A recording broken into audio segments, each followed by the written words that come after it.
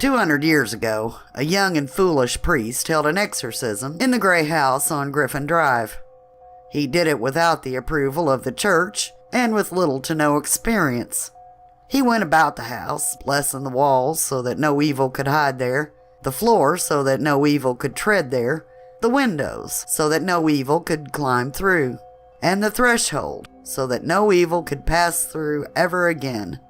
With every blessing, he used a combination of white sage, pepper, clove, and holy anointing oils to mark a small and ancient script known to some as the language of the Nephilim. Where he found those symbols, or why he used those instead of Latin or Hebrew, I'll never know. After all, that damned priest was a fool. It was my ghost-hunting Uncle Roar's favorite story to tell me when I was small. He told me how after the house was blessed, the priest performed an exorcism on the very possessed master of the house. It took 3 whole days to get the demon to name himself Apollyon, the Destroyer, king of an army of locusts. He cast him from the man, but something went wrong. After the exorcism, the family was plagued by a nightmarish haunting. Eventually, they gave up and moved away. Under the safety of our blanket fort, with the ever-present protection of our story light, he regaled me with the curiously mysterious tale of the haunted gray house of Griffin Drive. He was my best friend and my solace for my mother's tumultuous relationships. I loved my Uncle Roar.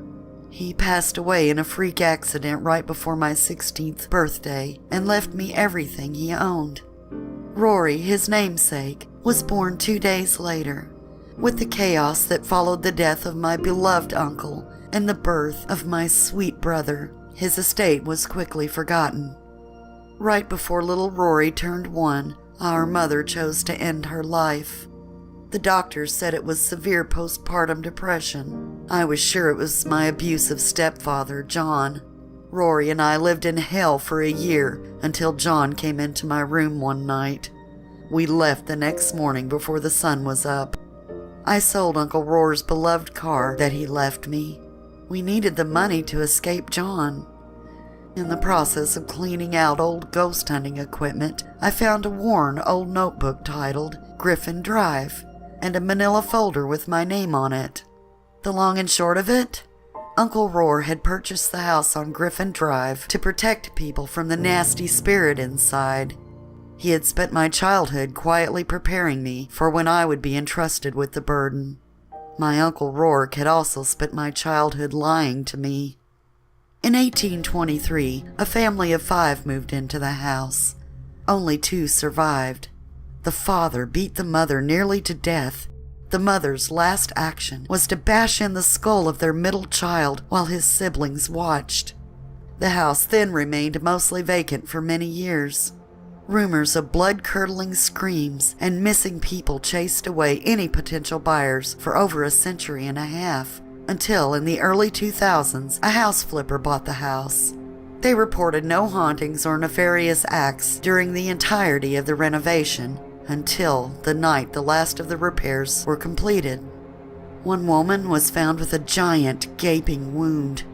The police reports said it resembled a giant bite, as if a massive, cow-sized dog had grabbed the woman between the legs and bit down. She was nearly halved and bled out within seconds. One man's head was severed. The head was nowhere to be found. Another appeared to have gutted himself with a butter knife and then wrapped his own intestines around another's throat and strangled the man to death.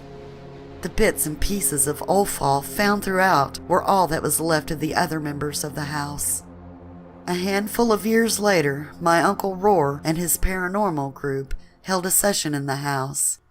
Only my uncle left alive. The house on Griffin Drive haunted him until his dying day, and now, armed with his book of notes on the cursed gray house, I was willingly and knowingly moving my sweet little brother and myself into that house. We had nowhere else to go. You may think me crazy. Mostly I'm just desperate.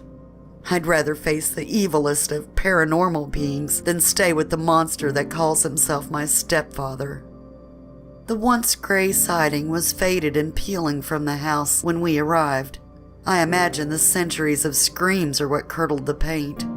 It loomed above us as we approached. A dark sense of foreboding welled in the pit of my stomach when I stepped into the shadow of the wraparound porch. Everything we had in a duffel on my shoulder, Rory on my hip.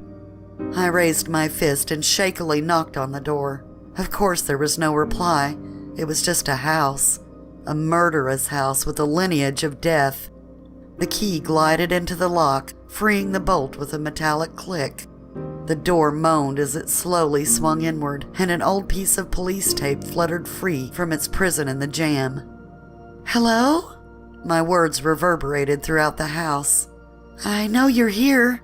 I'm sorry to intrude, but we have nowhere else to go." I shifted Rory on my hip, giving him a little bounce while he sucked on his fingers and peered into the house. He was getting big and heavy fast. Hopefully he was too young to remember the horrors we survived at John's hands. I choked on my fear and swallowed the bile that rose in my throat. The swelling in my eye had gone down, leaving an ugly purple and green bruise. The place between my legs was still sore and tender. I tried not to think about it and stepped into the house. "Please? He won't look for us here." My voice broke. "We won't be any trouble." Nothing but silence. The house was strangely clean. I had expected to spend the day airing the place and dusting. It should have given me pause. Who would come here to clean? Who else had keys to the house? But all I really thought was that it was one less thing to worry about. Rory, spittle dripping down his chin, stared at the ceiling. "Hello?" Since I got no reply, I decided to take it as permission. I tossed our bag by the door and set Rory gently onto the floor. After closing and locking the door, I leaned against it. Sliding down, I pulled my knees to my chest and buried my face in my arms. "Don't cry, don't cry, don't cry." I could feel a sob trying its best to force its way out of me. Wiping my face on my sleeves, I caught movement out of the corner of my eye. Rory, peering upward, was holding both of his chubby little baby hands up toward the ceiling and bouncing on his diapered butt, like he did when he wanted to be picked up. "Chowie!" He shouted in excitement and burst into a fit of giggles, his eyes never leaving the spot on the ceiling. The sweet sound of his laughter significantly lightened the shadow on my heart. I had to stay strong for him. The money we had gotten for the car would last us a few months if we used it sparingly. Hopefully, I could find a job before we ran out. The next few days passed mostly uneventfully. I was still on edge, waiting for the being to make its presence known. Rory mostly kept himself busy by baby talking to Chowie, aka the ceiling. His babbles and happy giggles did wonders for my soul. The house was minimally furnished. Whether the pieces were left over from the flippers or from Uncle Roar and his unfortunate team's sessions, I didn't know or care. The strange markings around the house creeped me out. According to the notebook, they were the supposed Nephilim characters left by the priest all those years ago. I tried scrubbing at them, but they would just reappear moments after. In some places, I scrubbed so hard the paint came off, and still the markings would leach back onto the surface. The morning of our second week, I woke to find Rory standing over me. He just stared down at me, a level of intelligence and curiosity beyond his 2 years, shining from his deep brown eyes. "Hungry?" He smiled a toothy grin at me. Since we had no booster seat, we'd been eating on the floor. This particular morning, little Rory toddled to the small table in the kitchen and struggled to pull out a chair. "Oh, want to sit at the big boy table today?" He nodded. It should have struck me as odd that my 2-year-old little brother was no longer constantly sucking on his fingers and suddenly wanted to sit at a table he'd barely be able to see above, let alone eat at. Nonetheless, I set his bowl of dry Cheerios in front of him and made sure his sippy cup of milk was within his reach. He looked frustrated. While I made my own bowl, he let out the biggest sigh I'd ever heard. Before I could even say anything, he had wiggled from his seat and walked up to me in the kitchen. He stared impatiently before scrunching up his face and sighed again. "What is it, buddy?" Rory placed one hand on my hip and gave a small shove. Curious as to what this was all about, I took a step back. He stood on his tiptoes and opened the drawer I had previously been in front of. His little fingers grasped about the silverware drawer while he teetered precariously. "Rory, you're gonna hurt yourself." If toddlers can give dirty looks, this one was just plain filthy. He ran back into the little dining area as I watched him from over the island. He began to tug on a chair as if he was trying to bring it over to the drawer, but lost his grip and fell on his butt. I could have sworn I heard him mumble, "Damn it." "Rory? Sweetheart, what do you want?" "Spoon!" I stared in disbelief. He still ate with his fingers, and he was asking for a spoon? And he knew where they were in the kitchen? He was more observant of his surroundings than I thought. I got out a spoon and handed it to him. He climbed up into his chair and fussed with his sippy cup, finally opening it and dumping the milk into his bowl.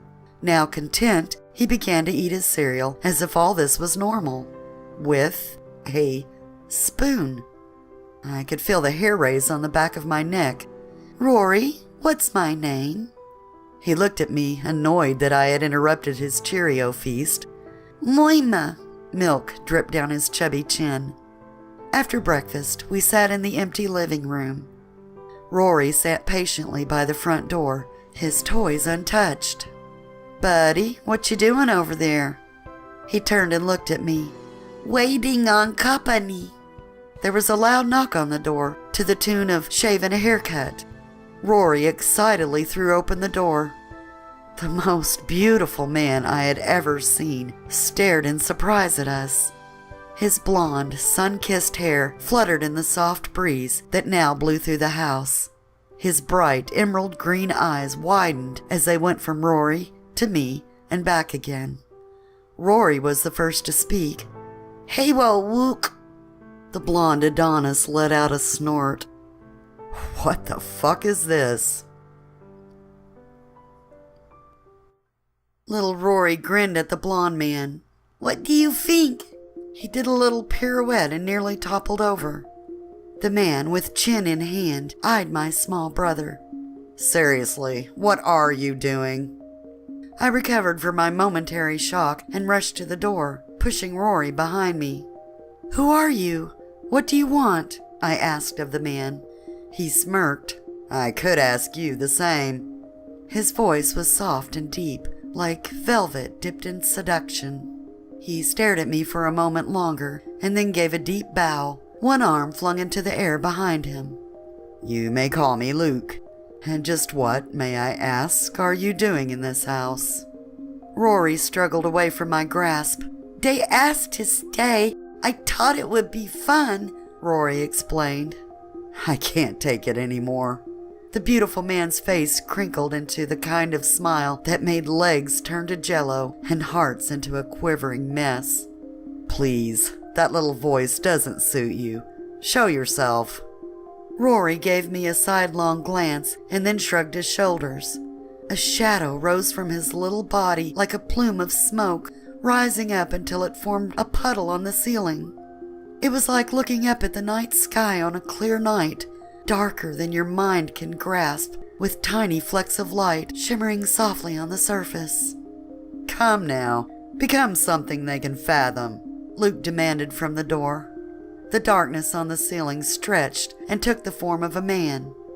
If Luke was the sun, or the brightest morning star, the figure above me was the moon. "Towie! Again! Again!" I'm ashamed to say, but I fainted. When I came to, the world was blurry and spinning. I could hear little Rory crying and another voice shushing him. Moima hurt," he sobbed. There, little one. She's just taking a nap. You're getting snot all over me." My eyes finally focused as I struggled to understand what was happening around me. "I think she's coming to. A gravelly voice said from above me. Above me? Recollection shot through me like lightning. There was a man looking down at me from the ceiling. He was just lying there, hands behind his head, ankles crossed. Pale skin, eyes black as night, and a wicked grin. I bolted up and nearly puked as the world swam around me. "Careful, girl. You fell pretty hard." Rory pushed himself from Luke's lap on the porch and ran to me. As I clutched him to myself, little Rory pointed up at the ceiling. "Moima, see Chawi?" Luke sighed from the door. "Excuse me for being blunt, but while you try to comprehend what's going on, he gestured to the being above me, and I have business to attend to. Private business. So if you could find yourself in another room, that would be great." I didn't know what to do, so I took Rory to the kitchen. Maybe it was shock or the concussion, but I found myself making 4 servings of lunch. Meanwhile, I could barely hear the 2 men talking back and forth. The only words I could discern were pename and a mezarak. I only knew those words because I had seen them in my uncle's notebook. They were Nephilim. According to legend, a mezarak taught spells and herb magics. Pename taught man the art of writing with ink and paper. Who was Luke, and why was he talking to the being on the ceiling? I knocked on the wall of the living room and announced myself before entering with 3 plates laden with sandwiches. Both men shot annoyed glances my way, Luke sitting crisscross applesauce just outside the front door, the dark one just inside the door and mirroring Luke's stance from his perch above. I made lunch. It's not much, but I shrugged as I handed 1 plate to the wide-eyed Luke and lifted one up to the resident monster. I stared at him. Do you eat?" Luke took the plate and peered inside the sandwich, his mouth dropping open in astonishment. I felt the plate I held aloft lifted from my hands, and suddenly the room was filled with a deep, rumbling laughter. I looked from one to the other, nervous I had made an egregious error. Luke's eyelids fluttered, the corners of his mouth twitching. "You!" boomed the one above. "You!" Oh, he chortled some more. You would serve us peanut butter and jelly?" "Well, I'm sorry. I was fresh out of the blood of my enemies," I yelled back, instantly both embarrassed and afraid. "It's all we have, unless you want more Cheerios." "Chawi, funny?" Rory already had peanut butter and sticky jelly all over his face. "It's..." Luke wiped a tear from the corner of his eye, suppressing his laughter. It's fine. It's really fine." "You can come in the house, you know," I said shyly. While it would be more convenient, I can no more enter the house than he can leave it." That stopped me in my tracks. I found my eyes drifting to the markings on the threshold and walls. "Yes, those." Suddenly, my offer of peanut butter and jelly seemed ludicrous. Those markings, the ones placed there so long ago to keep evil from entering the house, were keeping the beautiful man on my porch from crossing the threshold. That meant that he was like the terrible thing on the ceiling, the thing that had possessed little Rory just that morning, and I had served them both fat PB&Js. "So," the dark one said around a mouthful of thick peanut butter, "your name is Moima?" "Moira," I corrected. Luke cleared his throat. "The little one is Rory?" "Yes." "What does Chawi mean?" asked the black-eyed man. "Oh, I think he's calling you Charlie." "Charlie? Well, that's a new one." "Chawi! Chawi!" Rory butt-bounced, reaching for Charlie. My turn. Even though I was determined not to show these demons my fear, my voice shook. "What are you? What are you doing here? Why don't you leave? What have you done to Rory? Please don't hurt us." "Whoa, whoa, whoa." Luke held up his palm, stopping my barrage of anxious word vomit. Charlie cleared his throat and held the plate down to me, clean of any crumbs, though I imagine they had probably fallen off and were sprinkled over me and the floor. I could answer those, but you won't like it, nor would you be capable of understanding. Try me. You could just show her. Luke held his plate up, but just outside the door. What happens if you try to cross? I took back the plate. Both monsters had demolished their sandwiches. It hurts, Luke answered curtly. Charlie flashed a malice-filled grin in my direction. Would you like to see? Before I could answer, he stood, making him face to face with me. It's terrifying looking a monster directly in the mouth. He leaned forward, his body dripping down from the ceiling, drenching me with himself. My chest constricted, and my vision began to swim. The world went dark around the edges, like I was about to pass out. I saw my hand come up and wave in front of my face, but I had not moved it. You taste exquisite. Charlie's voice echoed through my head. Such fear, so ripe for the picking. I felt my body inhale deeply as my soul shivered. We looked toward the door. Luke was leaning back on his elbows, Rory in his lap once again. Prepare yourself, Moira. I watched as my hand raised and ever so slowly pushed against an invisible wall where the doorway should be. Burning, searing pain shot up my arm. It felt like every bone had been instantly crushed, every nerve pinched beyond endurance. Someone was screaming. Was that me? Rory watched, wide-eyed. Chowie! Bad! No, Chowie! He shook his spit and peanut butter-covered finger at us. His brown eyes were alive with the fury only a 2-year-old can feel. Charlie relented, pulling my hand back. Pain aside, it had been like pushing against a concrete wall. So no evil can pass through. He left me then, and I collapsed to the floor, gasping for breath and clutching my arm to my chest. Rory rushed me and patted my back. "It's okay, Moima. It's okay." After I had put down Rory to bed that evening, I went in search of Charlie. "I know who you really are," I said, trying on my biggest adult-sounding voice. Oh. He was still languishing on the ceiling. "Why don't you come down from there? Looking up at you all the time hurts my neck." No evil may tread there. I looked down at the floor and noticed the symbols there for the first time. So tell me, Moira, who am I? I mustered up the remainder of my courage. Sassing a monster demon took a lot of energy. "Apollyon!" He raised one perfectly shaped eyebrow and snorted at me. No, child, I am not Apollyon, though I gave that name many years ago. I might add, Polly was greatly amused by that prank. He stood and walked a few steps away. It's strange holding a conversation with an upside-down man. I was bored with the priest's unrelenting drivel.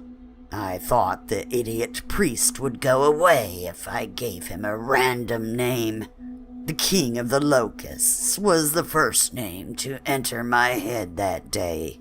If you insist on calling me by a name, Charlie will do. He turned and looked at me thoughtfully. In the blink of an eye, he was but a few inches from me. He reached out and stroked my hair, gathering it in his fingers and pressing it to his face. He inhaled deeply. Give me your fears. Let me taste your darkest hate. Indulge me, and I shall leave you unharmed. The little one, too. I couldn't stop my body from trembling. I couldn't stop the tears from rolling down my cheeks. He leaned in and licked one from my face. His nostrils flared, and his breathing became heavy. "Do you promise?" You would trust me? "Do I have a choice?" He chuckled, my hair sliding out of his grasp. You have my word, strange human. Show me why you sought refuge in my prison. So I did. I felt myself go static as his presence filled me. I should have asked how this worked before I agreed. Think on the things that make you quake. Your darkest moments. My mind instantly flashed to the night John came to my room.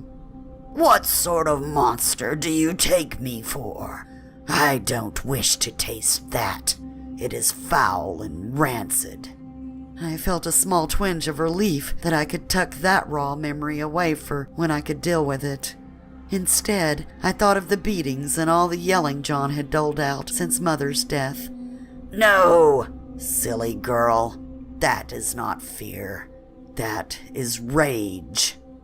I thought for a moment, trying to think of a time I felt true fear. The thought of John finding us sent bile boiling up my throat. Yes. This is it. More. For whatever reason, I still blame my not quite clear thoughts due to the concussion I gave myself, but I could think of no more. Charlie became angry. I felt like I was burning from the inside out. Then I shall show you fear. My body felt heavy and liquid, like I was being pulled down through the floor. The house shifted about me. Suddenly there was furniture and people. I could hear laughter and echoes of conversations. Perhaps you've heard of the people that purchased this house to modernize it.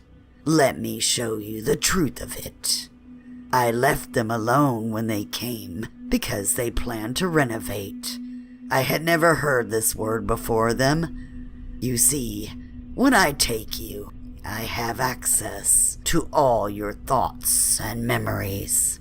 In an instant, I can learn your darkest secrets and fears. I peek into the blackest parts of your hearts to find the hard knots of hate you hide there. Usually, I use this to discover ways to break you. This time I learned that you can buy a decrepit house and make it new with state-of-the-art repairs and turn a profit. You humans and your greed. It will always be your undoing. However, they plan to pull down walls, replace windows and doors. They were unknowingly planning my escape. I left them be. They tore out the kitchen and replaced it with shiny, new appliances. They opened up the walls and upgraded the electric and plumbing.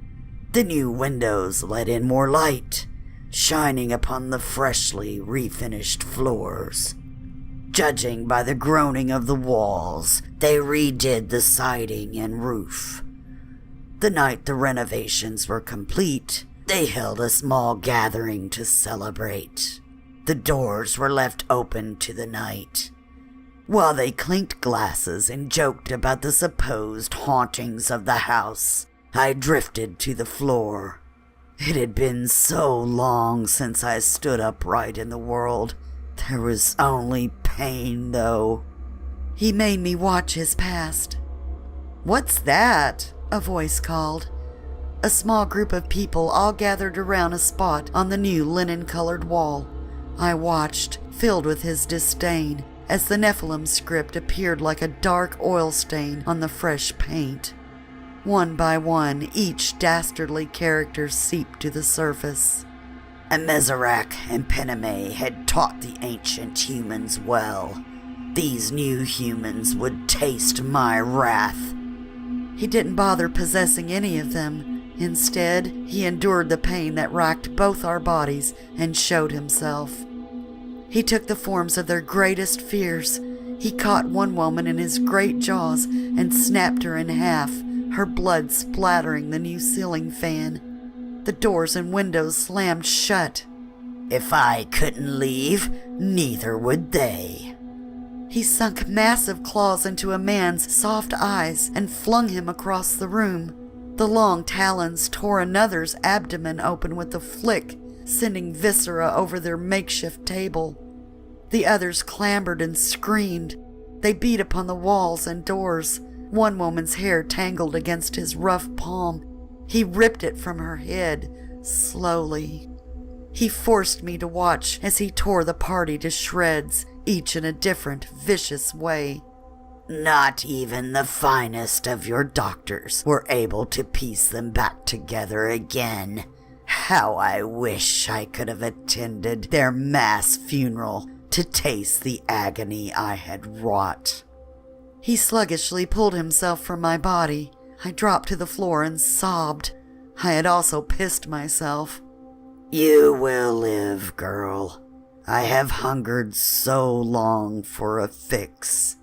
He ran his fingers through his messy hair and vanished from my sight. I was left in a puddle on the floor, shivering from the trauma. My only thought, when would he need more?